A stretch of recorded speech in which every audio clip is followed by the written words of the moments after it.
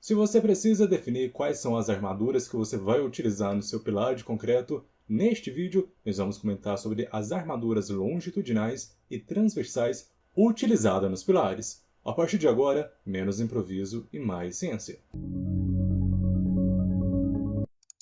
Olá, seja muito bem-vindo ao canal Estruturas e BIM. Sou o engenheiro e professor Pedro Rodrigues e quando nós comentamos sobre os pilares, é o principal responsável por transferir o carregamento da estrutura para as fundações. Ou seja, ali vai receber o carregamento das lajes, das vigas e outras sobrecargas presentes no projeto. Quando nós falamos de pilares, pessoal, nós estamos falando de estruturas na vertical e uma das principais características que você tem que associar ao pilar é a questão da flambagem e também na sua esbeltez. Mas vamos com calma que primeiro você precisa compreender quais são as armaduras que você vai utilizar nesse tipo de estrutura. Aqui no caso, seriam as barras longitudinais, que seriam essas barras na vertical, e as barras na transversal seriam os estribos. Mas afinal de contas, qual que é o espaçamento e a bitola do aço que eu devo utilizar nessas barras? Te desejo uma boa aula! O primeiro ponto que você precisa compreender é que existe a NBR 6118, onde vai tratar sobre recomendações de projeto de concreto armado. Aqui no canal nós estamos sempre falando sobre essa NBR, e todo o conteúdo repassado aqui vai ser embasado nessa bibliografia. Quando eu te falo sobre o espaçamento dos estribos, é essa dimensão aqui que nós devemos pensar para fazer os cálculos. Agora, sobre o diâmetro da barra longitudinal, seria essa barra aqui que nós estamos trabalhando. Porém, com recomendação de projeto, quando você fizer a sua estrutura do pilar, você tem que tomar cuidado com alguns detalhes. Para fazer o pilar, pessoal, você tem que ter o cobrimento, tem que ter as suas armaduras e respeitar a distância principal do cobrimento, já que o cobrimento vai garantir uma proteção para não ter nenhum tipo de dano, corrosão ali na sua armadura. Aqui no esquema fica bem fácil de você compreender. Para você determinar a questão do cobrimento, vai depender da agressividade aonde esse projeto vai ser instalado. Se for na área urbana, longe de indústrias e também de maresia, aqui no caso nós poderíamos aplicar uma taxa de cobrimento de 3 centímetros.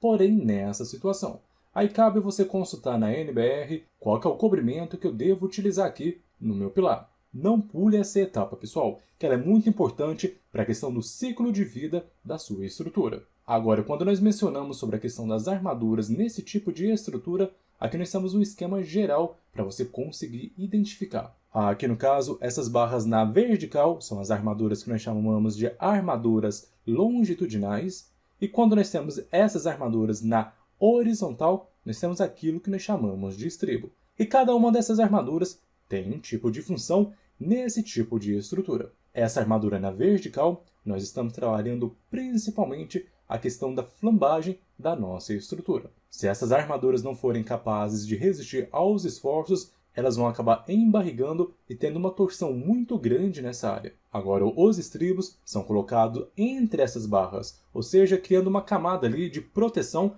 para não deixar que isso aconteça. Acaba que o estribo ele protege as armaduras longitudinais de criar esse tipo de deformação. Porém, tem que ser na bitola do aço correta, na questão do espaçamento que nós vamos utilizar entre os estribos, assim vai proteger que a nossa estrutura não sofra com nenhum tipo de flambagem. Se você observar outro detalhe aqui na nossa armadura, seria a conexão entre a fundação com o nosso pilar.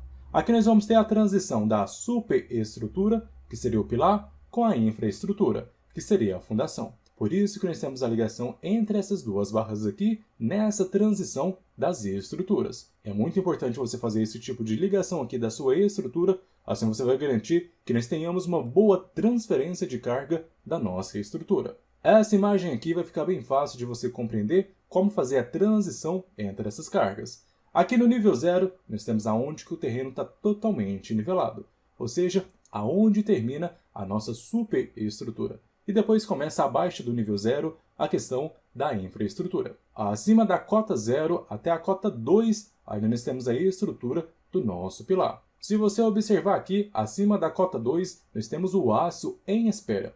Caso nós tenhamos a nossa estrutura com múltiplos andares, nós devemos deixar um trecho aqui em espera, onde vai receber a conexão com outra parte de outro pilar do andar acima da nossa estrutura. Já esse outro detalhe aqui seria da ligação do nosso pilar com a fundação. Aqui no caso, a armação foi feita com 1,30 m na horizontal. Assim nós vamos fazer um casamento perfeito aqui entre o pilar e a nossa fundação. Mas indo para a cereja do bolo, vamos conversar sobre armaduras longitudinais. Com base na NBR 6118, ela diz o seguinte, no trecho 18, o diâmetro das barras longitudinais não podem ser inferior a 10 mm e nem superior a 1/8 da menor dimensão transversal. Então não se esqueça disso, pessoal. Se você quiser conferir primeiro as armaduras longitudinais, depois você volta e faz as armaduras longitudinais. Lembrando que não pode ser inferior a 10 mm, a questão da bitola do aço, e nem superior a 1/8 da menor dimensão da dimensão transversal. Desse tipo de armadura na longitudinal, aqui nós temos a seguinte condição, que ela deve ser igual ou superior a um dos seguintes valores: a 20 mm, ao diâmetro da barra, 1,2 da dimensão máxima característica do agregado graúdo. Então, primeiro você vai definir qual que é a bitola do aço que você vai utilizar. Você pode consultar no memorial descritivo ou definir lá no seu traço de concreto qual que é a dimensão máxima característica do seu agregado graúdo. Por exemplo, se for 19 mm a questão da sua brita,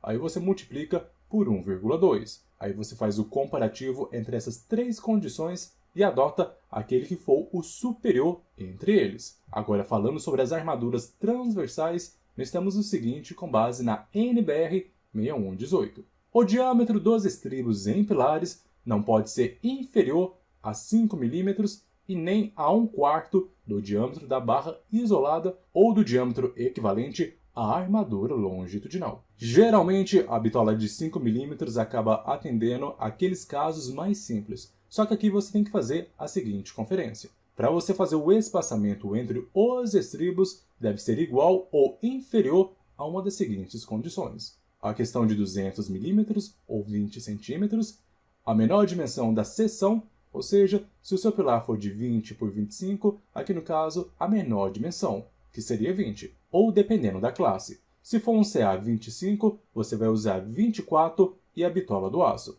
Se for CA 50, você vai utilizar 12 vezes a bitola do aço. Aí, com base no que você definir ali no seu projeto, qual que vai ser a bitola que você vai utilizar nos seus estribos, aí você vem fazendo esse comparativo. Aqui não tem tantos segredos qual que vai ser a bitola do aço que você vai utilizar tanto para a armadura longitudinal e também a questão dos estribos. Se você quer um exemplo prático sobre esse tipo de aplicação, deixe aqui nos comentários. Lembrando para você que nós temos um vídeo semelhante, onde nós tratamos sobre as armaduras em vigas e a questão do detalhamento dos estribos em vigas aqui no canal. Eu espero que você tenha gostado desse vídeo, não se esqueça de inscrever-se no canal e visitar o nosso site estruturasebim.com. Te espero no próximo vídeo e um forte abraço!